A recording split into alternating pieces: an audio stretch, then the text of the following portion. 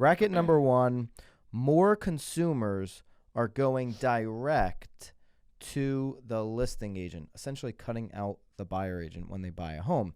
This is an article from Brad Inman. There's a lot in this article. There is a lot in there. It actually says... It touches on MLS. It touches on pocket listings. It touches on... It touches on everything, but kind of says nothing that we don't already know. Right. Absolutely. And so what caught my eye was that line. More consumers go directly to the listing agent to buy a home. Mm-hmm. In theory, I believe that. Like, I haven't really actually seen that, though, on our level. I think it depends on We carry a lot of listings. I really think it depends on price point, though, too. I think you see it a lot in the higher end than you do in... Yeah, but that's always kind of been the case in guess. My experience. Yeah, I can't say that I'm getting a tremendous amount of, more double... I have a deal right now that they came right to me. Right. And then we bought, and then now we're selling their house. So your chances increase with the amount of listings we have, but what I'm saying is Brad didn't refer to a specific statistic to back that up, and that's where this article is lacking a little bit for me, Brad, in the sense that I would have loved a stat behind that line. More consumers go directly to the listing agent to buy a home. Right. If that was backed up by, up 10% from 2018, I would have been like, ooh, there's something there, because intuitively, I just believe that statement with tech and with the way things are trending. I do believe in that. So I've always said, be listing heavy, like go control the inventory.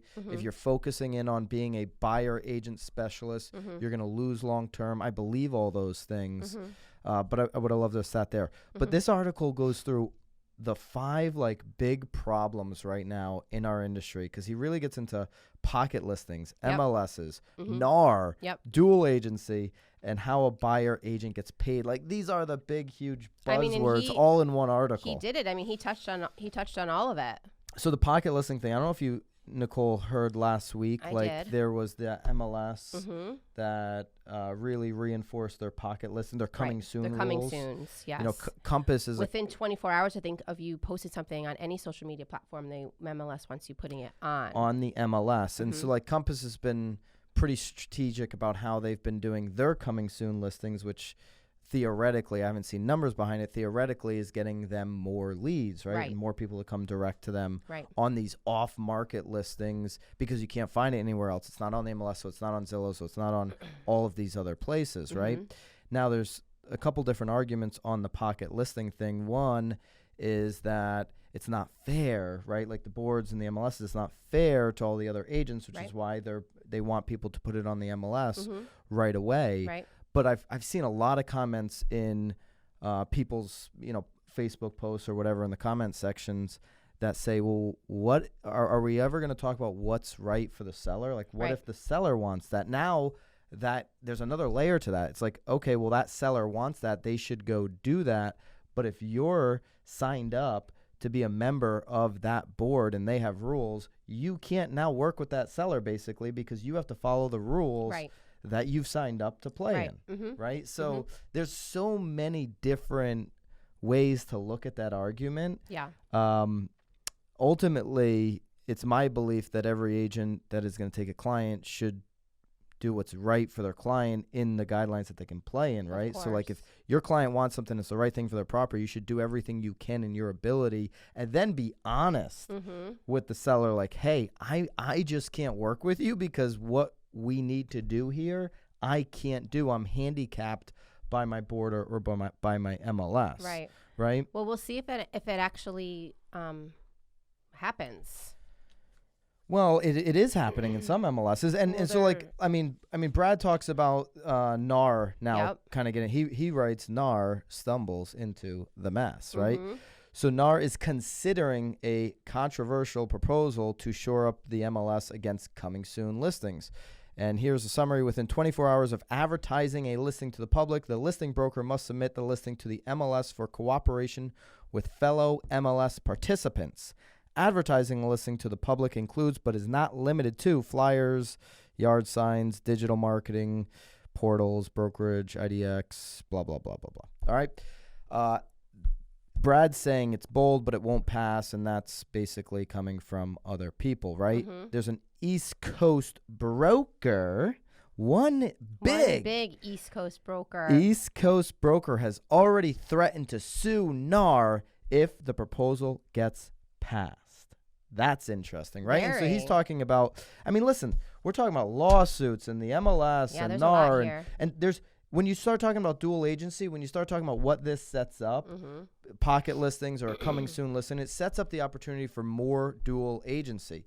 3 of the biggest lawsuits against brokerages, one against Ryan Serhant this year, one against Houlihan Lawrence, and one against Mauricio from the agency, who's on the, what is that, the show there, the Beverly Hills Housewives show. I was just in Beverly Hills. Do you watch that? No, but he's in the show. My wife watches that. Yeah.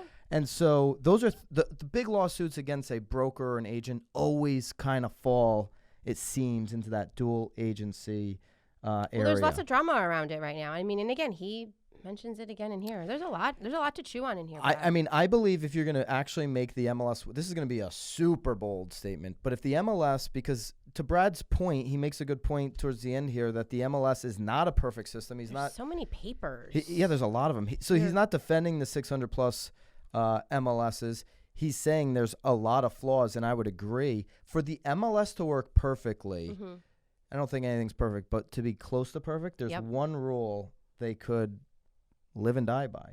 You either make dual agency completely illegal, or you make it completely the way business is done. Right.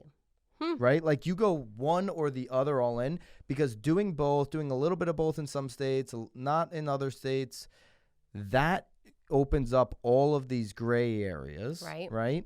I mean, there's a lot of layers to it. I get it. But if you went bold one way or another, that really gets rid of a lot of this stuff. I guess.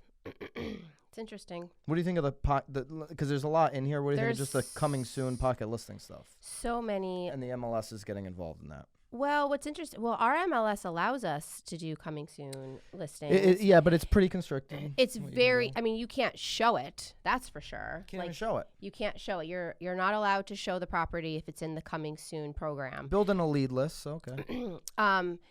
So I really do like coming soons. I built a business off of coming soon. So again, it's very encompasses, some would argue building a business right now off of coming soon. Yeah, I mean, I don't know. It's interesting because I don't even really know like what I can and can't do, to be honest. Like that's how shaky it all is. Because even just going on like your Instagram story, like if you according to like what they're trying to push here is if you are there with your photographer while you're getting photos and posting that's considered sort of a coming soon. I think I saw this somewhere. Jason Cassidy asked the question online twice in a row. We've talked about Jason, San Diego. Yeah. Big shout out to Jason, Compass Agent. Go follow him on Instagram. Anyways, saw on social somewhere he posted, hey, is your board making you post like on every Instagram story, every Instagram timeline post, your